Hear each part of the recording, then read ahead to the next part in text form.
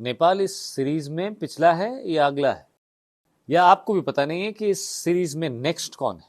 Nepal, Bhutan, Myanmar, Sri Lanka या पाकिस्तान। नेपाल हिंदू राष्ट्र था, लंबे समय तक हिंदू राष्ट्र रहा और अचानक नेपाल को democracy, secularism, non religious stature की उसके अंदर आवाजें उठने लगी, अनरेस्ट होने लगा। सो चीजें जियोपॉलिटिकल सिचुएशन में जैसी दिखती हैं वैसी होती नहीं। और मुझे लगता है इस वक्त भारत के आसपास जो घटनाएं हो रही हैं उन सब में भारत के लिए एक मैसेज है। नेपाल की मोनार्की, नेपाल की डेमोक्रेसी, नेपाल का डेवलपमेंट और नेपाल को इन्फ्लुएंस करने के लिए, ताकि नेपाल जो बड़े शानदार तरीके से अपने आप को विश्व पटल पर एक हिंदू राष्ट्र की तरह रखता था, उसके कॉन्फिडेंस, उसके कल्चर, उसकी सिविलाइजेशन, उसका अध्यात्म, उसकी जीवन शैली, उन सब को एक ऐसे आग में, एक ऐसे कारपेट में, एक ऐसे गड्ढे में ढकेल दिया गया कि जिसके बाद आपको इंडिविजुअल इंडिपेंडेंस के नाम पे, प्रेस फ्रीडम इंडेक्स के नाम पे, रिलीजियस फ्रीडम इंडेक्स के नाम पे, फ्रीडम ऑफ एक्सप्रेशन के नाम पे, फेमिनिज्म के नाम पे,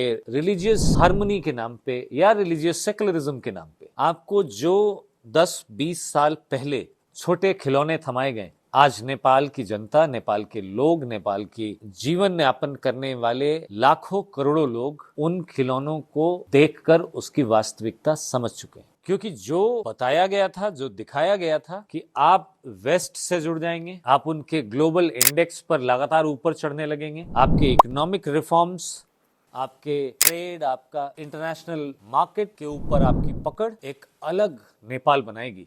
लेकिन शर्त एक थी कि आपको हिंदू राष्ट्र का ये ताज त्यागना पड़ेगा।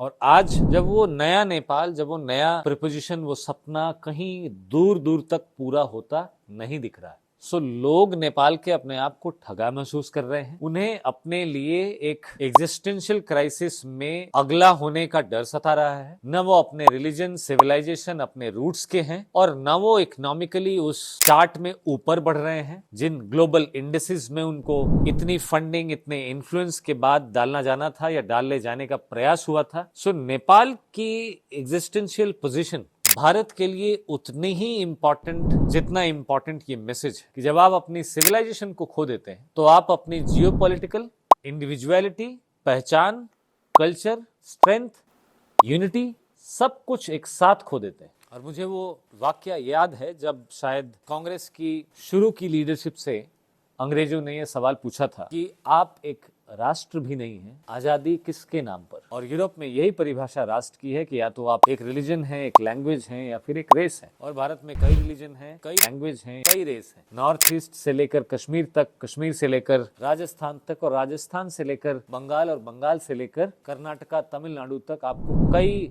रंग, रूप, भेष, भाषा, शारीरिक बनावट के लोग मिलेंगे। और ऐसे में आप एक राष्ट्र कैसे हैं? और अगर आप एक राष्ट्र नहीं हैं तो आप एक राज्य हैं। और राज्य होने के लिए आपको इंडिपेंडेंस होने के लिए आपका डोमिनियन स्टेटस दिया जाना इंडिया को काफी है। दुख की बात यह है कि हम उस वक्त इस सवाल का जवाब न दे पाए थे। लेकिन आज 70-75 सालों में अपनी पहचान खोने के बाद नेपाल को अपने सामने और कई देशों को अपने सामने अपनी पहचान, अपनी संस्कृति, अपनी वेशभूषा, लैंग्वेज, सब कुछ खोने के बाद देखते हुए भी अगर हम वो संदेश डिकोड न कर पाए कि आज हम एक राष्ट्र नहीं है, हम एक राज्य नहीं है, हम एक सिविलाइजेशन है। यूरोप के वो देश जिन्हें पॉलिटिकल पार्टीज ने बनाया है, पॉलिटिकल लीडर्स ने बनाया है, उनकी तुलना हमारे साथ नहीं की जा सकती। इंडिया वो कंट्री हो सकती है जिसे पॉलिटिकल पार्टीज ने 1947 में बनाया था या बनाया होगा, लेकिन भारत उससे हजारों साल पुराना एक ऐसा साम्राज्य था, एक ऐसी जीवन शैली, एक ऐसी व्यवस्था थी जिसे ऋषि मुनियों ने दुनिया के विकास के लिए, उनकी शांति और समृद्धि के लिए बनाया। One world, one earth, one nation, one family, one future, ये सारे वासुदेव कुटुंबकम से लेकर India home to the world, ये सारे एंशिएंट वैदिक पौराणिक काल से चले आ रहे भारत के प्रीएम्बल्स आज भी हमें ये लगातार याद दिलाते हैं कि जब वर्ल्ड में क्राइसिस होगी, यदि कोई एक देश बाहर निकलकर सबको सॉल्यूशन, समृद्धि और समरसता के मार्ग पर ला सकता है तो वो सिर्फ और सिर्फ भारत हो सकता है।